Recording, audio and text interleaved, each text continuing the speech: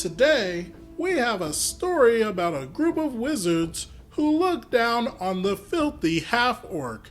Let's throw another log on the fire.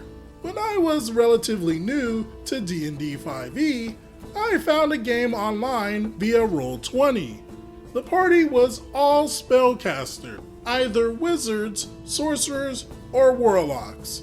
And the only fighter in the party was my barbarian, a classic half-orc outlander barbarian with a great axe. At session 0, it was pretty much decided that the game would focus on this group of mystics traveling in search of mystical relics for their research, while my guy was the rugged wilderness man who guided and protected them. It was a good setup, until the first session. The spellcasters were all guilty of something I loathe in tabletop RPGs, be they Shadowrun, D&D, Cyberpunk, you name it, and that is character ego. These mystics were all going about how smart they were and how they were the best casters at level 1, generally trying to be roguish playboys. Another horrible thing was how most of the party, especially the elves, were racist towards orcs and half-orcs. This led to them barely tolerating my character as their guide, which on its own didn't bug me since I picked half-orc. Enduring racism and alienation is kind of written on the tin. Then while we were on the road, moving our loot wagon, following a map, setting up our camps, and protecting ourselves from gnolls, bandits, goblins, and other fodder, the characters all decided to show off their high mental stats. This was actually hilarious because RNGesus decided that they couldn't follow a map nor tell poisonous food from good food. They even failed to spot hunting traps, couldn't fix a broken wagon wheel, or anything else that these mental stats would have helped with. Meanwhile, my half-orc was almost single-handedly carrying the party through various survival and woods-related knowledge rolls. This generally seemed to fit the motif of what we were going for, so GM and I didn't really notice the red flags. I even picked up a trait of disliking magic and vile sorcery, since that seemed to fit the vibe I was picking up. But wait, there's more.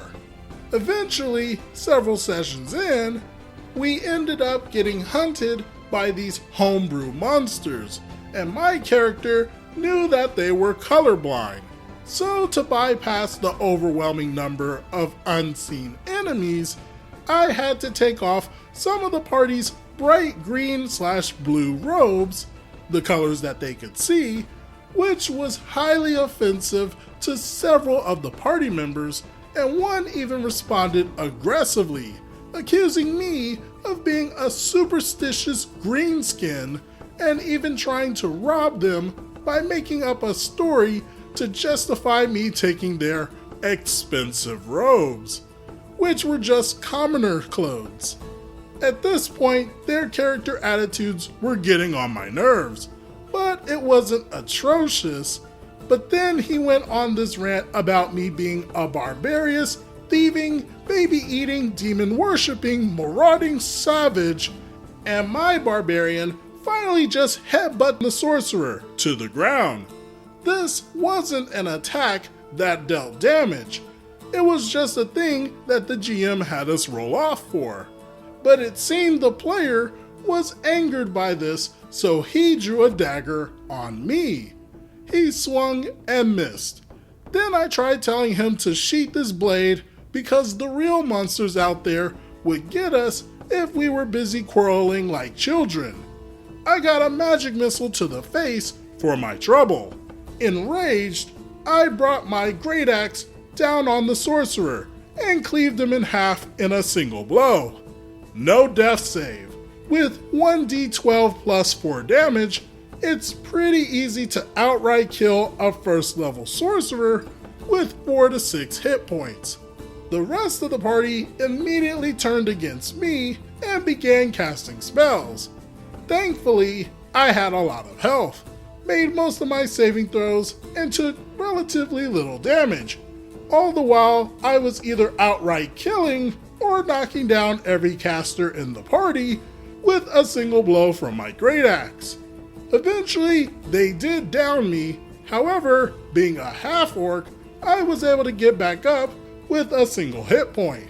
At that point, I managed to put down the last 2 party members. The GM, amazed by this, began laughing and said his laughter was actually that of the god Crom overseeing the battle. This game had nothing to do with Conan, but the GM knows I'm a huge Conan fan and decided to do it for the lulz. There was anger in the Discord server, as well as anger over Roll20, and then I realized the party was furious.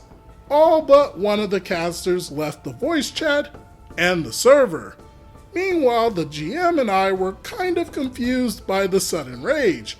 As I set up camp and loot the bodies, the last caster explained that the other members of the party were apparently annoyed with me for several sessions for showing them up with my dice rolls, and with the GM for not really caring about their characters' playboy attitudes, as well as not giving them more to do outside of combat and mystical item examinations.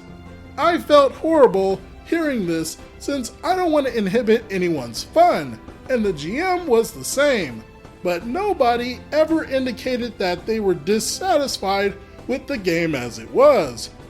Thankfully, there is a happy ending. The last player who stayed was one of the casters I downed, but didn't outright kill. So we decided to retcon it and say that he accidentally hit me with a spell that was meant for the traitorous casters, and I just didn't realize it in my rage. He begged me for help at 0 hit points, and I decided to treat him since, once my rage ended, I realized he was trying to take my side. We played a few more sessions afterward, where we roamed a new kingdom, picked up more party members, aka new players, and things went well until the game ended. If you're unhappy while playing a game, be sure to bring it up with the DM. No one can read people's minds, supposedly, so make sure that you don't assume that the DM knows your frustrations. Also, don't attack a raging barbarian when you are a level 1 caster within striking distance.